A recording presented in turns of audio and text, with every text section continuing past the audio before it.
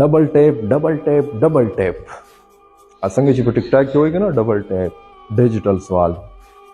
ملګرو هغوی خو دا لوبه شروع کړې ده یو بله لوبه په فیسبوک باندې شروع ده دا خان کاسټ دی دا پوډ کاسټ دی دا پلانکې کاسټ دی دا ډنګې کاسټ دی دا پلانکې جرنلسټ دی لاړ به شي او په قام پرستو کې دننه خبره کوم د ملا خبره نه کوم د ګل خان خبره نه کوم د یوتیا خبره نه کوم د قام پرستو خبره کوم ځان به قام پرست شو کوي دا به ډنګې کاسټ او پلانکې کاسټ او دا شوینه به جوړ کړي بیا یوټیوب چینل یې دې لپاره جوړ کړي چې یاره ماته ویور راشي او داسې کنټروورشل ایشو چې کوم دی هغه ته وچړم چې هغې باندې ماته ویور راشي ماته ډالرې راشي د دې ډالرو دپاره هلته ډبل ټیپ روان دی او دلته کې همدغه متنازعه انټرویوز روان دي دا څنګه روان دي هغه داسې روان دي چې یاره دی به راوغواړي کله محسن داوړ کله پلانکې په منظور پښتون باندې بلا وسې وکړي منظور پښتون پسې ځي منظور پښتون ډېر میچور انټلیکچوال پوهه لیډر دی هغه د دې خلکو په دې سازش باندې پوه دی نه جواب ورکوي د خبرو که ورکوي هم ډېر په پازیټیو اندازې ورکوي او نه ورسره میلاویږي دغه انټرویوز ته راځي خو داسې نور زمونږ چې کوم قام پرست دي هغه راشي دوی ته کوېسچن څه کوي کوېسچن دی یاره دا آزاده پارټي چې کوم دا پی ټي ایم ولې دغه ته یې نه راولي پارلیمان ته یې نه راولي یا دا تاسو دا پارټي ولې جوړه کړه یا منظور پښتون نه تا لارې ولې جدا کړې دې ګوره په دې خبرو یا ان پی ایمل چې کوم دغه خلاف بیان ورکړی د پی ټي ایم خلاف یا پی ټي ایم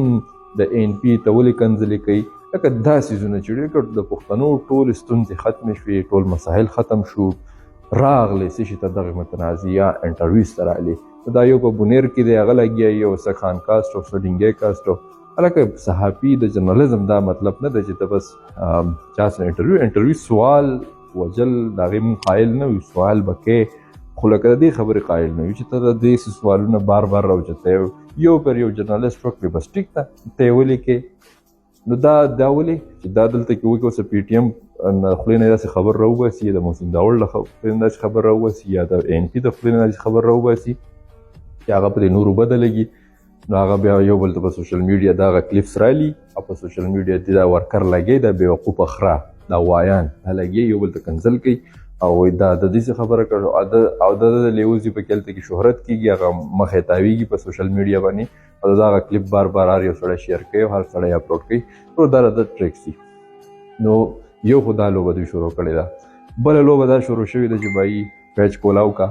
او بس دا لایو راځه او څه خبره کوه یا پوسټ کوه نو چې کله داسې ایشو لکه پرون چې د باجوړ کې کومه ایشو راله د کم سلیپ اپ ټانګ سړي نشه او د ان پي والا دی آی تھنک نو هغه خبره وکړه چې زناور هسپتال نو دلته کې د یوتیاګان ګل خانان دلته کې د قام پرستا ټول او نور او څوک ویډیو کې راځي څوک پوسټونه کوي څوک څه کوي او داسې چلو شو بس د پښتنو ټوله مسله دغه سړي دا وه چې د زناور هسپتال نور هېڅ مسلې نشته د پښتنو ګوره دا قام چې کوم دی دا به چې هغه دا پوهېږي هغه په یو ویډیو فیسبوک چلېږي زه به ووایم او هغه یو کس راغلی وایي زه له سعودي نه راغلی ما وویل چې دا پي ټي آی والی که څه وایي دا قام د سپي لکۍ دا نه نیغېږي نه سمیږي لکه بس دا دقسې ټیک نو د دې قام به کومه بدبختي وی مونږ یې مجبوره کړو چې راشو ویډیو کې دا خبره وکړو بس پوسټونو په لیکلو اوس ستړي شو په هغې کې څوک نه اوري او نه پرې څوک پوهېږي خو بهرحال دی ډبل ټیپ او په دغه خلکو کې ماته څه فرق نه ښکاري هغه هم د ډالر دپاره د ویوز دپاره د شهرت دپاره لګیا دی ډبل ټیپ او دغې دپاره او ته هم د دغې دپاره لګې نو ستا په هغه کې څه فرق شو که نه زه دا خبره کوم ګوره دې ځینونه او یو ټرنډ کې که پازیټیو ټرنډ روان وي نو په هغې کې شرکت وکړئ